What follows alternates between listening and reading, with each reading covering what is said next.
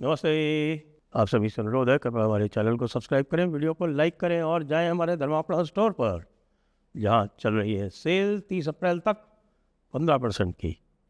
और आपके मन माफिक, आपके रुचि के बहुत सारे वहाँ पर स्टफ अवेलेबल है, मटेरियल अवेलेबल है, मर्चेंडाइज अवेलेबल।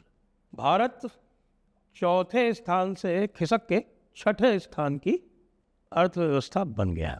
अब आप कहेंगे ये कैसे हुआ? और निश्चित रूप से हमारे अभी तक कांग्रेसी जो है उन्होंने मोदी को ट्रॉल करना नहीं शुरू किया है, वो भी करेंगे।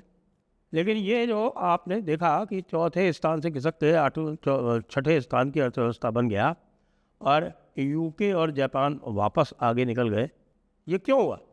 ये इस खाड़ी युद्ध की वजह से हुआ भाई। क्योंकि खाड़ी युद्ध के चक्कर में भारत की करेंसी जो है वो डिप्रिशिएट हो गई डॉलर के मुकाबले। और आपको पता है कि सारी की सारी जो अर्थव्यवस्थाएं वो डॉलर में नापी जाती हैं, तो डॉलर के करेंसी में नापी जाती है, तो डॉलर के हिसाब से भारत की जो टोटल जीडीपी है वो कम हो गई। जिस समय चौथी अर्थव्यवस्था बनी थी तो उस समय 86-87 चल रहा था, अब भाई साहब 95 तक चला गया। ऑलमोस्ट आप देखिए 7-8% अगर डिप्रिशिएट होगी करेंसी तो 7-8% आपकी अर्थव्यवस्था डिप्रिशिएट हो जाएगी। और 95 तक चली गई थी वो, फिर 95 रुपीज़ टू द डॉलर यहाँ तक रेट पहुँच गया था। हालांकि अब वापस 93 से नीचे आ गया है। ये थोड़ा बाद में रिफ्लेक्ट होगा। लेकिन खुशी की बात यह है कि साहब ये जल्दी ही अब ऐसा लग रहा है कि अब ये समाप्त होगा।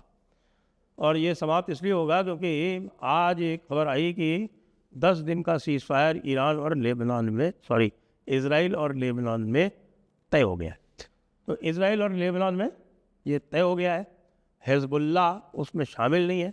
इजराइल और जो लेबनान की ऑफिशियल सरकार है, दोनों ने ये तय किया है कि भाई ये हिजबुल्ला जो है ये एक इल्लीगल ऑक्यूपायर है लेबनान में, और इनको बाहर खदेड़ा जाएगा और इसराइल और लेबनान मिल के करेंगे। अब ये तो भाई ईरान को तो पसंद नहीं आएगा ये, लेकिन अब ईरान को पसंद आए या ना आए, लेकिन दिखाने के लिए तो ये हो गया कि लेबनान की जो सरकार है, ऑफिशियल सरकार है, उसके साथ में इसराइल का युद्ध विराम हो गया। तो अब लग रहा है कि भाई अब ये जो एक इनकी जो शर्त थी कि नहीं साहब लेबनान का भी जो है हम तय करेंगे, तो लेबनान का अब वो तय नहीं करेंगे, क्योंकि लेबनान और इजराइल अलग से मिल के ये तय कर लिया। अब ईरान का क्या हो रहा है? अब ईरान के बीच में साहब अभी भी जो है वो ट्रंप का जो फील्ड मार्शल प्रेम है वो गया नहीं है, क्योंकि वो फील्ड मार्शल को ईरान भेजा गया, ईरान से वापस आके वो फील्ड मार्शल जो है फील्ड मार्शल अब अमेरिका जा रहा है। क्यों? वैसे जानकारी के लिए बता दें आपको कि पाकिस्तान का हाल ये है कि पाकिस्तान में एलईटी का एक कमांडर हमजा जो है वो किसी धुरंधर ने आज उड़ा दिया। अब कह तो रहे हैं कि साहब कि अभी जिंदा है, क्रिटिकल है वगैरह वगैरह, लेकिन धुरंधर तो अभी वहाँ घूम ही रहे हैं। धुरंधर के घूमने के साथ साथ ये भी है कि साहब की लॉन्ग लोड शेडिंग चल रही है। बिजली बनाने के लिए वहाँ कोयले का इस्तेमाल तो होता नहीं है, बिजली वहाँ बनती है या तो गैस से और या फिर ऑयल से। ऑयल भी वहाँ मुझे बताया गया है कि वो फर्नेस ऑयल जो एक बहुत ही हेवी डिस्टिलेट होता है क्रूड ऑयल का, उसका उपयोग वहाँ किया जाता है। भारत में तो आपको पता है हमारे यहाँ तो कोयले की भरमार है, तो हमारे तो जितने भी पावर प्लांट है या तो थर्मल पावर प्लांट है या फिर हाइड्रो पावर प्लांट है। और अब तो आप जानते हैं कि बहुत बड़ी संख्या में ऑलमोस्ट 500 गीगावाट तो हमारे पास जो है वो हमारे पास तो 500 गीगावाट होने वाली है बहुत जल्दी सोलर पावर। तो पाकिस्तान जो है वो अंधेरे में है, लेकिन फील्ड मार्शल प्रसन्न है। वो दोनों के बीच में कड़ी का काम कर रहा है, वो हरकारे का काम कर रहा है, जिसको बोलते हैं ना रलर, वो हरकारे का काम कर रहा है। कुछ लेके गया इजराइल, कोई संदेश लेके गया, उस संदेश का फिर कुछ वापस कुछ आया, तो आके फिर वापस वो यूएस जा रहा है। आपने इस तरह का आर्मी चीफ नहीं देखा होगा कभी। वो आर्मी चीफ तो रहना ही नहीं चाहता, वो तो आर्मी चीफ के केस में कंट्री को रूल करना चाहता है, is the ruler of the country. अब बात यह है कि भाई अमेरिका बहादुर क्या करेगा। अमेरिका बहादुर की ऐसी तैसी हो गई है, ट्रंप की जो रेटिंग है वो 31% हो गई है, और मिड टर्म जो उनके इलेक्शन होते हैं नवंबर में, उसकी जो कैंपेनिंग है अब शुरू होनी है। सारे के सारे कह रहे हैं कि भैया तूने मिड टर्म मरवा दिया, अब मिड टर्म हम किसी भी तरह से नहीं जीत सकते, कुछ तो कर, हल्का फुल्का कोई छोड़, थोड़ा बहुत भी चांस रह जाए, नहीं तो हम तो पूरी तरह से मर जाएंगे। तो भाई ये खबर आई, खबर आने के बाद आज तो भाई जो यूएस का स्टॉक मार्केट है उसमें बड़ा उछाल है। कल भारत का स्टॉक मार्केट में भी ज़बरदस्त उछाल आने वाला है। आज तो लगभग समझ लीजिए कि कोई 100 अंक गिरा तो मतलब इसको बोलेंगे कि फ्लैट था। आज तो फ्लैट था भारत में। लेकिन क्या भारत की करेंसी को इससे फ़ायदा होगा? मेरा मानना है कि बिल्कुल होगा, क्योंकि भारत तो कभी भी नहीं चाहता था कि करेंसी इतनी गिर जाए, क्योंकि करेंसी इतने गिरने से सीधी सी आ गई ना, सामने आ गया कि चौथी अर्थव्यवस्था से घट के और छठी अर्थव्यवस्था बन गए। तो भारत चाहेगा कि इसको भाई 90 के नीचे लाए, जिससे वापस अपने जो खोया हुआ जो हमारा परचम है, खोया हुआ जो हमारा झंडा लगा हुआ था चौथे स्थान का, वो छोटा खोया हुआ परचम हम वापस पा सकें। अब जहाँ तक वैश्विक अर्थव्यवस्था का प्रश्न है, तो वैश्विक अर्थव्यवस्था में ऑयल की प्राइसेस डेफिनेटली आप समझ लीजिए कि अब $10-20 कम होने वाली है पर बैरल। अमेरिका ने फिर वही धींगा मस्ती शुरू कर दी कि साहब नहीं, हम रशियन ऑयल आपको नहीं खरीदने देंगे। अरे तू कौन होता है यार खरीदने या नहीं खरीदने देने वाला? ऐसे थोड़ी होता है यार कि बिजली है कोई साहब अभी स्विच ऑन किया और फिर वो स्विच ऑफ कर दिया, ऐसे नहीं होता है।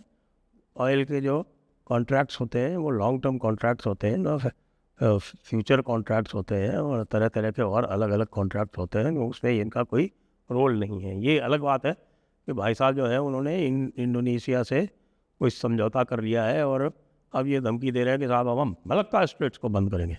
मलक्का स्ट्रेट को तुम बंद करोगे? मलक्का स्ट्रेट को तो कैसे बंद करोगे भाई? मलक्का स्ट्रेट के ऊपर तो भारत बैठा हुआ है। हालांकि जो मलक्का का मैनेजमेंट है, मलक्का स्ट्रेट्स का जो मैनेजमेंट है वो सिंगापुर, मलेशिया और इंडोनेशिया ये 3 मिलकर करते हैं। भारत थोड़ा दूर पड़ता है, लेकिन भारत बड़ी नज़दीकी निगाह रखता है उसके ऊपर। मार तो चाइना को पड़ेगी, हार तो चाइना को पड़ेगी। हाँ, लेकिन मुझे ऐसा नहीं लगता कि भाई इसका कोई ख़ास अभी दम है ट्रंप में। ट्रंप पूरी तरह से डिफ्लेट हो चुका है। एक तरह से वो बातें तो बड़ी बड़ी कर रहा है और दूसरी तरफ से ईरान के सामने एक तरह से वो नतमस्तक है कि भाई कुछ कर लो। अच्छा, ईरान की भी हालत ख़राब है। ईरान की हालत ख़राब ये है कि साहब कि ईरान के पास अब अपनी IRGC को सैलरी देने के लिए पैसे नहीं है। जो उनकी वर्थलेस करेंसी है रियाल, वो भी काम नहीं कर रही। समझौता किन बातों पर होगा? पहले वो $500 बिलियन मांग रहे थे, अब $100 बिलियन की जो उनकी एसेट्स हैं उनके वो कह रहे हैं कि भाई इनको इनके ऊपर जो फ्रीज लगा रखी है उसको ख़त्म करो, ये $100 बिलियन हमको चाहिए। ये शायद हो जाएगा। पिछली बार भी मैंने यही एनालिसिस की थी कि इनको जो इनकी एसेट्स रखी हुई हैं तो 6 बिलियन ही मांग रहे थे कि हमारी खतर वाली अनफ्रीज कर दो। $100 बिलियन की जो ग्लोबल एसेट्स हैं उसको अनफ्रीज करने में कोई विशेष प्रॉब्लम नहीं होने वाली। रशिया ने आज ज़बरदस्त आक्रमण कर दिया यूक्रेन पे। जैसे उनको लगा इधर ये युद्ध समाप्त हुआ चाहता है, उन्होंने ज़बरदस्त आक्रमण कर दिया यूक्रेन पर। रशिया बहुत मौज में है, बहुत मस्ती में है। वो उसके सारी उसकी इकॉनमी ज़बरदस्त चल रही है, उसके तेल की मार्केट ज़बरदस्त है और उसको ये भी दिख रहा है कि ट्रंप की जो आयु है वो 6 महीने से अधिक नहीं है। इसलिए रशिया पूरी मस्ती में। यूरोप नेटो से, यानी नेटो जो है वो अमेरिका से अलग सा हो गया है, इसलिए नेटो अलग होगा तभी जो अगला वॉर होना है इजराइल और टर्की का हो पाएगा, क्योंकि अगला वॉर वही होना है, इजराइल वर्सेस टर्की। तो अब आप इजराइल वर्सेस टर्की का वेट कीजिए और ये वेट कीजिए कि हमारी अर्थव्यवस्था जल्दी से जल्दी वापस छठे से चौथे पर कब आती है। मेरा प्रेडिक्शन ये है कि अगले 2 महीने में वापस चौथे नंबर पर भारतीय अर्थव्यवस्था को आप देखेंगे। और ये टेम्परेरी ब्लिप हुआ है ना, ये टेम्परेरी ब्लिप इस करेंसी फ्लक्चुएशन की वजह से वो फिर से पीछे रह जाएगा। India will again be the fourth largest economy in the world. जय हिंद, जय भारत, वंदे मातरम.